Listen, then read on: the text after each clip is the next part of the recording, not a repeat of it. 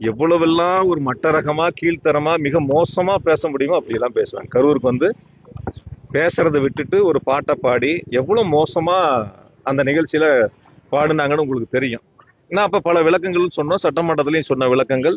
அதையெல்லாம் இப்ப வந்து இப்ப ஏத்துக்காதவங்க, சில பேர் புரிஞ்சு கொள்ளாதவங்க, இப்ப இந்த ஒரு மாசத்துல நடக்கிறத கண்கூட சோசியல் மீடியால போறது, அந்த துறையினுடைய அமைச்சர் சொல்லக்கூடிய பதில், அதுல பணிபுரியக்கூடியவங்க சொல்லக்கூடிய பதில், டாஸ்மாக் நிர்வாகத்தை நீங்க எல்லாம் பார்த்துட்டு தான் இருக்கீங்க. இப்ப என்ன அவங்க கட்டுப்படுத்திட்டாங்க சொல்லுங்க பார்க்கலாம். இப்ப என்ன கட்டுப்படுத்திட்டாங்க? நாங்க சொன்ன இவ்வளவு பேருக்கு மேல நடவடிக்கை எடுத்தோம், இவ்வளவு பேருக்கு மேல ஃபைன் போட்டிருக்கிறோம், இந்த ஃபைன்லாம் நான் கலெக்ட் பண்ணிருக்கிறோம்னு இதெல்லாம் சொன்னோம் நாங்க. அப்பையெல்லாம் வந்து வெறும் வாக்குகளை வாங்க வேண்டும், அரசின் மீது குற்றச்சாட்டுகளை சொல்லணுங்கிறதுக்காக ஒரு அவதூறான கருத்துக்கள், தவறான கருத்துக்களை முன்மொழிஞ்சாங்க. மேடையில ஏறி, வண்டி மேல ஏறி பாட்டெல்லாம் பாடுனாங்க. இப்ப என்ன நின்று போச்சான்னு கேக்குறேன். நின்று போச்சான்னு கேக்குறேன். அதுக்கு விளக்கம் தான் கொடுக்குறாரு அந்த துறையினுடைய அமைச்சர். துறை அமைச்சர் விளக்கம் தானே கொடுக்குறாரு. அப்ப நாங்க சொல்லும் போது ஒரு கருத்தும், அவங்க சொல்லும் போது ஒரு கருத்தான்னு கேக்குறேன் நான். அததான் பல பேர் சோசியல் மீடியால கேக்குறாங்க.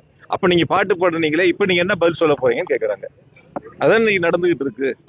அதாவது வந்து ஒரு தேர்தல் வாக்குறுதி கொடுப்பதற்கு முன்பாக எதை செய்ய முடியும் அப்படின்னு பார்த்து யோசிச்சு வாக்குறுதி கொடுத்திருக்கணும். அப்படி யோசிக்காம வாக்குறுதிகளை கொடுத்திருக்காங்க. நிறைவேற்றும் போது கூட அதை முழுமையா நிறைவேற்றுவதற்கான முயற்சிகள் எடுத்திருக்கணும். அதையும் முழுமையா நிறைவேற்றுவதற்கான முயற்சிகள் எடுக்காத ஒரு அரசாக இருக்கு.